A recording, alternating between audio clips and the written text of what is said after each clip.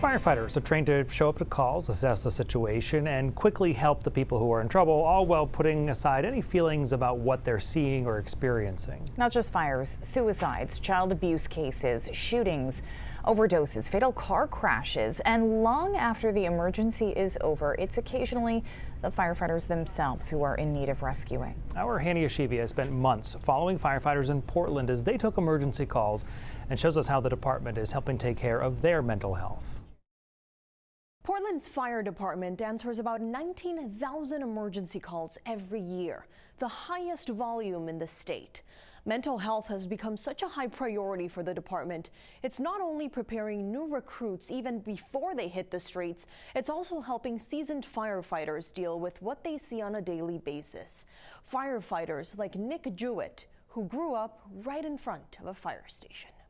I just remember seeing those guys go out and the trucks and the lights, and I was so excited. And we had one of my teachers, her son was on the volunteer department there, and she knew I was really excited, so she hooked me up with him during a parade, and I got to ride in a fire truck, and it was just great. And funny story, I now work with him. It's a camaraderie like no other, working 24-hour shifts together. They call each other brothers and sisters. I like the EMS side a lot. You really get some instant satisfaction, like you're truly helping somebody right then, and you can see that things you did made a difference in improving their day. It's the main reason first responders like Nick get into this field, to help others on their worst days. But we can't help people if we don't come to work. We can't help people if our mind's not right. Right there. And then this was all my class. And so some of us are still here. Keith Gautreau says ever since he was promoted to Portland's fire chief 6 years ago, I'll have the captain down there to meet them. He knew exactly what his focus was going to be. In the past, we've relied on focusing on the physical things. Okay, let's provide new fire trucks. Let's provide gear, PPE, fire stations, right? We've always focused on the physical things. But now what we know is traumatic stress disorder is a real thing. We didn't talk about our mental health around the table.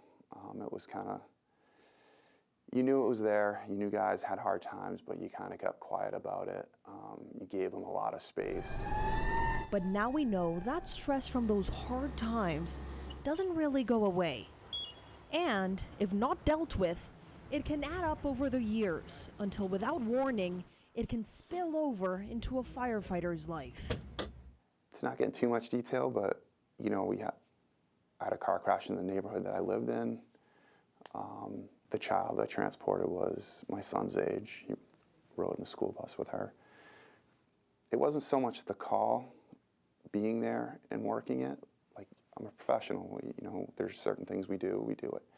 It was the coming home, seeing my own children, seeing my wife, kind of brought everything back.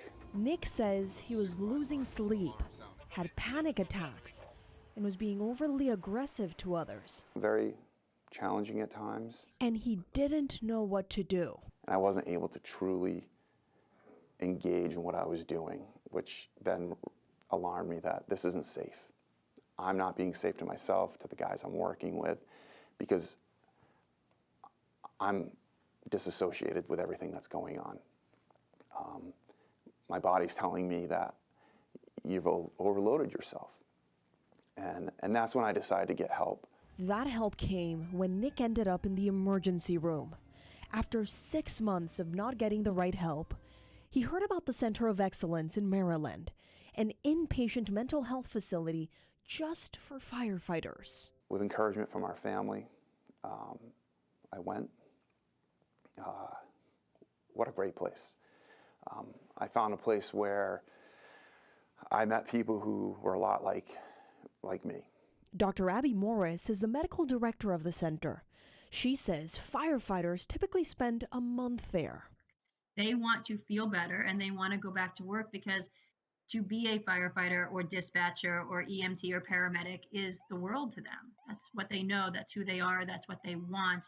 That's their identity. And that's what brings them so much pleasure, is serving their community. Chief Gautreaux has sent several of his own firefighters to the center. And it can be up to a month, 3 months, 6 months of people being out. We've had people out for over a year. It's a very tough decision for a firefighter to make. After all, no one wants to be considered the weak one of the group. A line of thinking that Morris says has to change. You can't help anybody else if you're not well. And that concept is so hard for them, that they feel that if they're not well, that they must have failed somehow. And you'd hear things like, this is the job, you knew what you signed up for, deal with it. And that's certainly changing. I think it's changing because guys are talking about it. Stay with us. Coming up, I'll explain how that's changing. It's a move the department took 2 years ago that has made a significant difference for its firefighters.